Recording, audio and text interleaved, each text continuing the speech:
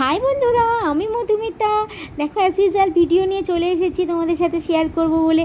আজ আমি খুব খুশি, তাই তোমাদের সাথে এই ভিডিওটা শেয়ার করছি। দেখো এখানে কিন্তু রান্না হচ্ছে, তোমরা দেখতেই পাচ্ছ।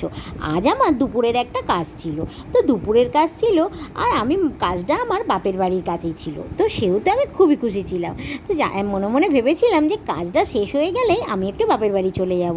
আর আমরা যেহেতু বাপের বাড়ি যেহেতু আমার ব্রাহ্মণ, তো আমরা ন্যাচারালি সেহেতু আমাদের বাড়িতে একটু পুজো আচ্চা সন্ধ্যা আরতি এসবগুলো হয়ে থাকে। তো মনটা ভীষণ ছটফট করে যে সবসময় তো অংশগ্রহণ করতে পারি না, বা সুযোগ পেলে একদমই আমি হাতছাড়া করি না। তো দেখো বন্ধুরা, আমি কাজটা শেষ হয়ে গেছিলো 4টে সাড়ে 4টে নাগাদ। তো তারপরে আমি সমস্ত জিনিস গুছিয়ে মিস্ত্রিদের বললাম যে তোমরা গাড়ি করে বাড়ি চলে যাও। আমার ছোটো হাতি আছে, সেগুলো করেই মাল সব কাজের জায়গা থেকে বাড়ি থেকে আসে। তো ওদের পাঠিয়ে দিয়ে আমি সোজা বাড়ি চলে এলাম, মানে বাপের বাড়ি চলে এলাম। অবশ্য বাপের বাড়ি বল, হ্যাঁ না, এটা এক প্রকার আমারই বাড়ি।